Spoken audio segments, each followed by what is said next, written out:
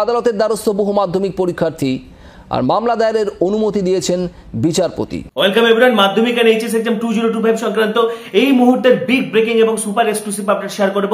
এই মুহূর্তে কিন্তু তোমরা যারা মাধ্যমিক এন্ড এইচএস এক্সাম 2025 ক্যান্ডিডেট রয়েছে, এই মুহূর্তে অত্যন্ত বড় আপডেট চলে এসেছে। কলকাতা হাইকোর্টে পরীক্ষা নিয়ে মামলা।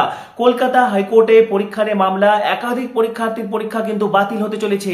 একাধিক পরীক্ষার্থীর পরীক্ষা বাতিল হতে চলেছে এবং কলকাতা হাইকোর্টে কিন্তু এই নিয়ে মামলা গড়িয়েছে। পাশাপাশি এবছর কিরকম নম্বর দেওয়া হবে, সকলকে কি পাস করানো হবে, যাবতীয় তথ্য আজকে ভিডিওতে শেয়ার করব। তার আগে বলছি, যারা আমাদের চ্যানেলে নতুন ভিডিও দেখছো এখনই সাবস্ক্রাইব করো। মাধ্যমিক এন্ড এইচএস এক্সাম 2025 সমস্ত ভিডিও, সমস্ত সাজেশন, সমস্ত আপডেট তোমরা এখানেই পাবে।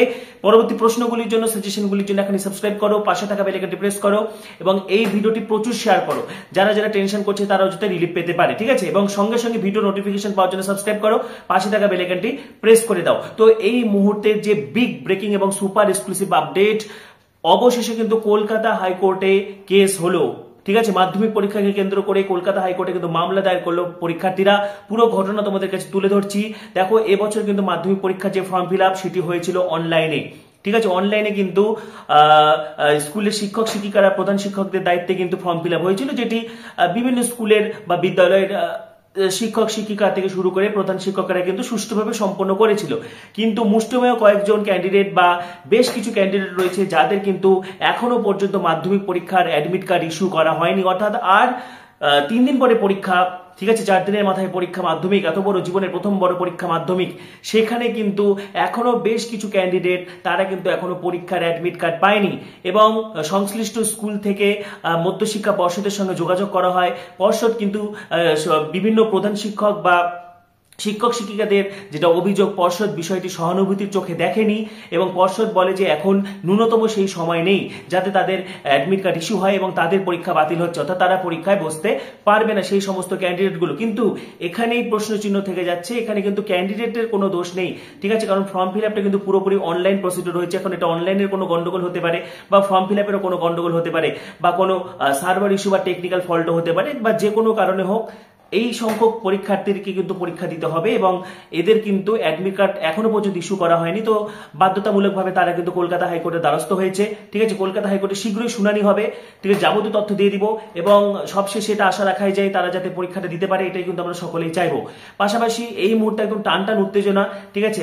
দেখো, প্রশ্নপত্র সকলের কথা মাথায় রেখে কিন্তু প্রশ্নপত্র এবছর করা হয়েছে। প্রশ্নপত্রে যাতে প্রত্যেকটা পরীক্ষার্থী যাতে ন্যূনতম উত্তর করে আসতে পারে, সমস্ত পরীক্ষার্থীর কথা কিন্তু বিবেচনা করা হয়েছে। উচ্চ মেধা থেকে শুরু করে নিম্ন মেধা, সকলের কথা মাথায় রেখে কিন্তু প্রশ্নপত্র তৈরি করা হয়েছে। মাধ্যমিক পরীক্ষা একদম সামনেই, আর তার আগেই অ্যাডমিট কার্ড বিপত্তি। আর 4 দিন বাকি রয়েছে পরীক্ষার, তবুও এখনো মেলেনি অ্যাডমিট কার্ড। একাধিক পরীক্ষার্থীর হাতে অ্যাডমিট কার্ড এসে পৌঁছয়নি, আর তারপরে আদালতের দ্বারস্থ বহু মাধ্যমিক পরীক্ষার্থী আর মামলা দায়েরের অনুমতি দিয়েছেন বিচারপতি।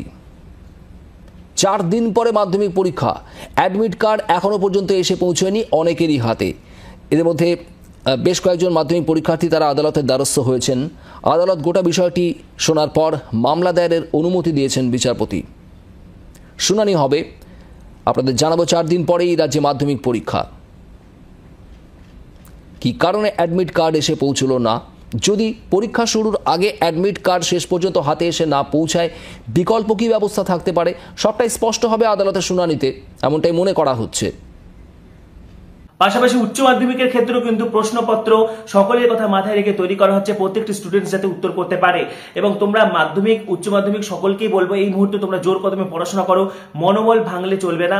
জোর কদমে, তোমরা সকলেই জানো, এই কথাটা মনের মধ্যে ঢুকিয়ে নাও, মাথার মধ্যে ঢুকিয়ে নাও যে তোমরা সব কিছু জানো। নিজের প্রতি কনফিডেন্স বজায় রাখো, অবশ্যই পারবে, ঠিক আছে? এবং লিখে আসবে, প্রশ্ন অযথা ছেড়ে আসবে না। বারবার তোমাদেরকে বলছি, প্রশ্ন ছেড়ে আসবে না, লিখে আসবে। লিখে আসলে কিন্তু নম্বর পাওয়ার স্কোপ থাকে, ঠিক আছে? এবং যদি তুমি ছেড়ে আসো তাহলে ওই সাদা খাতাতে এমনিতেও কিন্তু নম্বর পাবে না, সুতরাং লিখে আসার চেষ্টা করবে। পাশাপাশি এই মুহূর্তে আমাদের সকলের নজর থাকছে কলকাতা হাইকোর্টের রায়ের উপর। যাদের এখনো অ্যাডমিট কার্ড ইস্যু হয়নি তারা কি আদৌ পরীক্ষা দিতে পারবে, তাদের জন্য কি রায় দিতে চলেছে কলকাতা হাইকোর্ট, সব দিকে আমাদের নজর থাকবে। পাশাপাশি পরবর্তী ভিডিওগুলির জন্য এখানে সাবস্ক্রাইব করো, পাশে থাকা বেল আইকনটি প্রেস করো, ভিডিওটি প্রচুর শেয়ার করে দাও। সবাইকে অসংখ্য ধন্যবাদ।